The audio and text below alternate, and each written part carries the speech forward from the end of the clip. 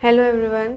So let's start with today's lecture. आज का lecture होने वाला है कार्बोहाइड्रेट के डाइजेशन, अब्जॉर्प्शन एंड यूटिलाइजेशन के ऊपर। इसके पहले हमने कार्बोहाइड्रेट्स के ऊपर पूरा उसका डेफिनेशन और पूरा सब पढ़ा था कि कैसे वो एनर्जी सोर्स के लिए यूज़ होता है, चीपेस्ट सोर्स है एनर्जी का। और सब कुछ हमने पढ़ लिया था कार्बोहाइड्रेट के बारे में कि कैसे क्यों उसको हाइड्रेटेड कार्बन बोला जाता है। हर एक चीज़ हम पढ़ चुके हैं। उसके बाद हमने सेकेंड लेक्चर में किया था protein sparing action of carbohydrate. अभी जो थर्ड पार्ट है कार्बोहाइड्रेट का, इसमें हम इसका पूरा डाइजेशन, अब्जॉर्प्शन एंड यूटिलाइजेशन पढ़ने वाले हैं। तो कार्बोहाइड्रेट का सबसे पहले अब डाइजेशन कहाँ पे स्टार्ट होता है? माउथ में। सबसे पहले डाइजेशन इसका माउथ में स्टार्ट होता है। जब हम खाना खाते हैं, हम च्यूइंग यानी मेस्टिकेशन का प्रोसेस करते हैं, तब फूड हमारा स्मॉलर पार्टिकल्स में, छोटे छोटे पार्टिकल्स में टूटता है और टूटने के बाद में ये मिक्स होता है विथ सलाइवा। सलाइवा के साथ में ये मिक्स होता है। सलाइवा के अंदर क्या होता है? सलाइवा के अंदर एक एंजाइम होता है विच इज सलाइवरी अमाइलेज। इसको हम टाइलिन भी बोल सकते हैं। तो सलाइवरी अमाइलेज या टाइलिन जो है स्टार्च को किस में कन्वर्ट करता है? It converts starch into maltose and dextrins. Maltose को हमने पढ़ा था, स्टार्च को भी हमने पढ़ा था कि स्टार्च क्या होता है? पॉलीसेकेराइड होता है। तो बेसिकली क्या कर रहा है टाइलिन? पॉलीसेकेराइड को कन्वर्ट कर रहा है इनटू डाइसेकेराइड्स। तो माल्टोज एक डाइसेकेराइड और डेक्सट्रीन जो है इट इज काइंड ऑफ, ये डाइसेकेराइड के उसमें नहीं आता है, it is kind of oligosaccharide. But ये क्या करता है, ये कैसे बनता है एक्चुअल में? स्टार्च, जब स्टार्च टूटता है, जब स्टार्च का हाइड्रोलिसिस होता है, स्टार्च का जब हाइड्रोलिसिस होता है तब ये एज अ प्रोडक्ट बनता है डेक्सट्रीन। और इसका यूज होता है in various as a thickening agent in various food products. जब कुछ कुछ चीज़ें बनाई जाती है तो उसमें एज अ थिकनिंग एजेंट इसका यूज होता है। ये हमारे उससे इतना रिलेटेड नहीं है, बस अभी ये समझने के लिए वो करो कि स्टार्च के हाइड्रोलिसिस से ये बनता है डेक्सट्रीन। और स्टार सॉरी, जो सलाइवरी अमाइलेज है वो स्टार्च मतलब कि पॉलीसेकेराइड को, दिस इज योर पॉलीसेकेराइड, है ना, दिस इज योर पॉलीसेकेराइड, ये कन्वर्ट करता है पॉलीसेकेराइड को इनटू डाइसेकेराइड। ठीक है, ये चीज आपके समझने के लिए अभी इंपॉर्टेंट है। उसके बाद में माउथ का काम हो गया।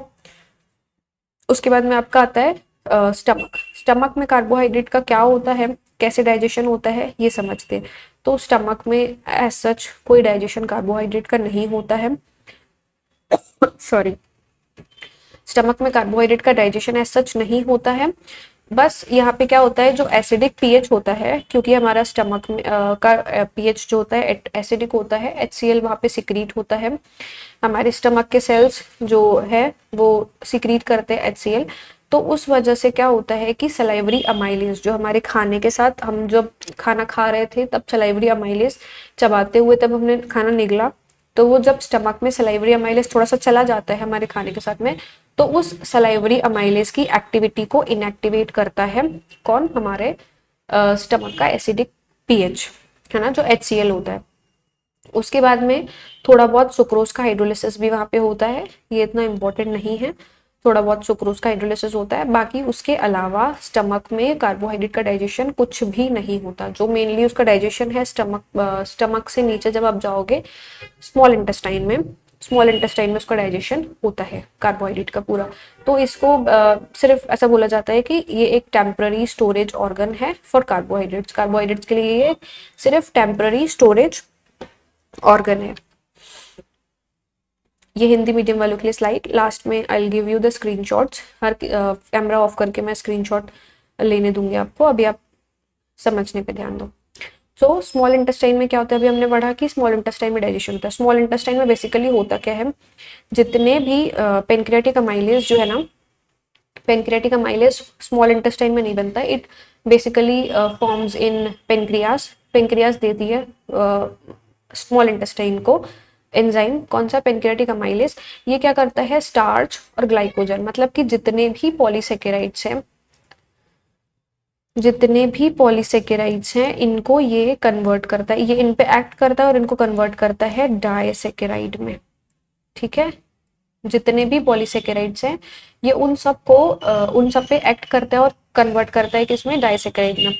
तो स्टार्च किस में कन्वर्ट हो जाता है, स्टार्च पे जब ये पेंक्रियाटिक अमाइलेज वर्क करता है तो ये किस में कन्वर्ट हो जाता है, माल्टोज एंड आइसोमाल्टोज में कन्वर्ट हो जाता है ये।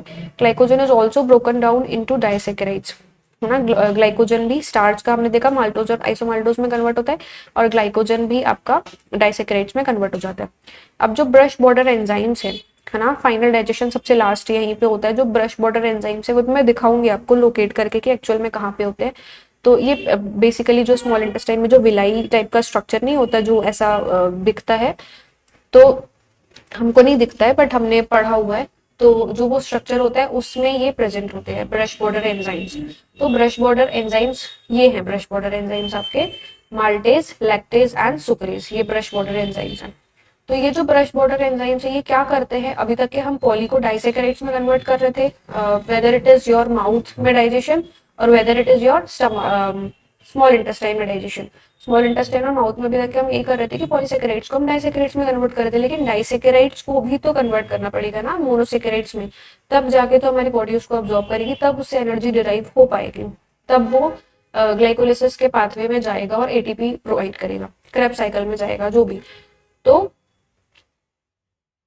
जो आपके ब्रश बॉर्डर एंजाइम्स हैं माल्टेज, लैक्टेज एंड सुक्रेज, ये क्या करते हैं, ये सारे जितने भी डाइसेकेराइड्स हैं माल्टोज, लैक्टोज एंड सुक्रोज, इनको कन्वर्ट करते हैं ग्लूकोज, ग्लूकोज में ग्लूकोज गैलेक्टोज और ग्लूकोज फ्रक्टोज। ये हम चीज पढ़ चुके हैं कि कैसे डाइसेकेराइड्स मोनोसेकेराइड्स जुड़ के डाइसेकेराइड्स बनते हैं, दो मोनोसेकेराइड की यूनिट्स मिलकर डाइसेकेराइड्स बनते हैं, और कैसे डाइसेकेराइड्स को तोड़ के आप मोनोसेकेराइड बना सकते हो। तो ये हम we have already studied this. तो ये आपका यहाँ पे डाइजेशन कार्बोहाइड्रेट्स का कंप्लीट हो गया। अब ये जो होता है ना ग्लूकोज, ग्लूकोज के ही फॉर्म में सारी हमारा जो ग्लाइकोलिसिस का पाथवे वगैरह होता है, ये फ्रक्टोज और गैलेक्टोज जो ये ना दो, ये दोनों नहीं जाते ग्लाइकोलिसिस के पाथवे में। तो ये बेसिकली क्या होता है कि गैलेक्टोज जो है आपका लिवर में, गैलेक्टोज कन्वर्ट हो जाता है ग्लूकोज में लिवर में जाके, और फिर ये ग्लूकोज जो है फिर आपका ग्लाइकोलिसिस के पाथवे में जाता है और वहां पे एटीपी वगैरह जो भी है वो सब बनता है। और फिर आपका जो फ्रक्टोज है उसका भी यही सेम प्रोसेस है कि वो पहले कन्वर्ट होगा ग्लूकोज में और फिर देन वो सारा उसमें एटीपी में कन्वर्ट होगा। यहाँ पे एक डायग्राम है, इसमें हम थोड़ा सा लोकेट करके समझ लेते हैं। ये आपका माउथ है ना। यहाँ पे क्या हो रहा था कि आपका सलाइवरी अमाइलेज था, सलाइवरी अमाइलेज क्या कर रहा था, स्टार्च को कन्वर्ट कर रहा था, पॉलीसेकेराइड को कन्वर्ट कर रहा था टू सम एक्सटेंट डाइसेकेराइड में। सब कुछ हमारे पास में लिखा हुआ है, वो आप जाके वहां पे स्लाइड्स में पढ़ सकते हो। तो सलाइवरी अमाइलेज जो है आपका क्या कर रहा था, डाइसेकेराइड्स में कन्वर्ट कर रहा था। उसके बाद में आपका ये है स्टमक, है ना। यहाँ पे HCl मीडियम था, तो HCl मीडियम में क्या हो रहा था कि उतना ज्यादा डाइजेशन वगैरह नहीं हो रहा था, बट यहाँ पे क्या जो ये सलाइवरी अमाइलेज है ये यहाँ पे इनएक्टिवेट हो जा रहा था, है ना। ये यहाँ पे HCl की वजह से सलाइवरी अमाइलेज इनएक्टिवेट हो जा रहा था, इसकी जो एक्टिविटी है उसको रोका जा रहा था, HCl इसको रोक दे रहा था। उसके बाद में आपका ये है स्मॉल इंटेस्टाइन। स्मॉल इंटेस्टाइन में आपका सारा जो डाइजेशन है कि हमने पढ़ा कि जो आपका जितने भी पॉलीसेकेराइड्स हैं वो आपके कन्वर्ट होंगे किसमें, डाइसेकेराइड्स में, है ना। पॉलीसेकेराइड्स का में कन्वर्ट होंगे डाइसेकेराइड्स में। और देन फिर उसके बाद में जो ये आपको पूरा दिख रहा है ना इंटेस्टाइन का ये स्ट्रक्चर, ये आपकी स्मॉल इंटेस्टाइन है और ये लार्ज वाली है। तो जो स्मॉल इंटेस्टाइन के अंदर जो स्ट्रक्चर दिख रहा है ना आपको, यहाँ पे ऐसा ऐसा ऐसा ऐसा कुछ ये विलाइस टाइप का स्ट्रक्चर होता है। तो इन विलाई के उसमें आपका होता है ब्रश बॉर्डर एंजाइम्स। जो ब्रश बॉर्डर एंजाइम्स की हम बात कर रहे थे वो आपके इन विलाइज में प्रेजेंट होते हैं। तो ये विलाई जो होते हैं ना ब्रश बॉर्डर एंजाइम्स, ये कन्वर्ट करते हैं, हमने पढ़ा अभी कि कन्वर्ट करते हैं किसको, ये डाइसेकेराइड्स को कन्वर्ट करते हैं किसमें, मोनोसेकेराइड्स में, है ना। यहाँ हमारा खत्म होता है इसका डाइजेशन, अब्जॉर्प्शन एंड यूटिलाइजेशन का प्रोसेस पूरा। आज की क्लास के लिए इतना ही। मैं एक बार, अच्छा सॉरी ये भी रह गया है, I am so sorry. Undigested carbohydrate का क्या होता है, जो सेल्यूलोज और सम पॉलीसेकेराइड्स जो डाइजेस्ट नहीं हो पाते हैं, तो वो क्या करते हैं, हमने अभी लार्ज इंटेस्टाइन देखी है ना, तो जो भी जितने भी अनडाइजेस्टेड चीजें रह जाती है, जो फाइबर वगैरह कुछ कुछ ऐसा रहता है, अनडाइजेस्टेड चीजें जो रह जाती है वो बल्क फॉर्मेशन में हेल्प करती है। बल्क फॉर्मेशन मतलब जब स्टूल पास होता है तो उसमें बल्क देने का काम करती है। they add bulk to stools and help in they add bulk to stools and help in normal bowel movement। ठीक है। एंड प्रोडक्ट क्या क्या है, ग्लूकोज, गैलेक्टोज और fructose. These monosaccharides are absorbed by active absorption. Active absorption की process होती है जिससे ये अब्सॉर्ब होते हैं through the intestinal mucosa, blood stream में जाते हैं ये and they reach body tissues. Glucose जो है आपका, ये मोनोसेक्राइड्स बेसिकली कन्वर्ट हो जाते हैं, गैलेक्टोज और फ्रक्टोज ये सब जाके कन्वर्ट हो जाते हैं किसमें, ग्लूकोज में। और ये क्या होता है, इनका एक्टिव अब्जॉर्प्शन होता है। एक्टिव अब्जॉर्प्शन कैसे कि ये ब्लड स्ट्रीम में एंटर कर जाते हैं, वहीं से जो आपकी पोर्टल वेन होती है वहां से ब्लड स्ट्रीम में ये एंटर कर जाते हैं, और ब्लड स्ट्रीम में एंटर करने के बाद में ये पूरा ब्लड जब बॉडी में घूमता है तो ये different parts of the body तक ये ट्रेवल होते हैं, और जिस पार्ट को भी जरूरत है एनर्जी की तो उसको वो एनर्जी प्रोवाइड करते हैं। So that's all for today's lecture. आपको मैं स्क्रीनशॉट लेने के लिए I will just turn of my camera so that you can take screenshot of all the slides, no?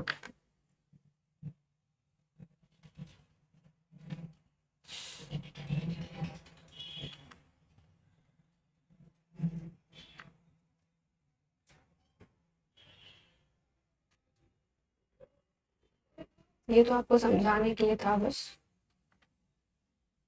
इसका हिंदी मैंने नहीं किया है,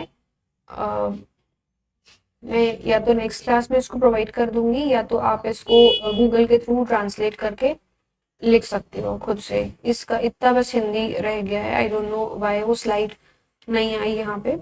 so that's all for today's lecture.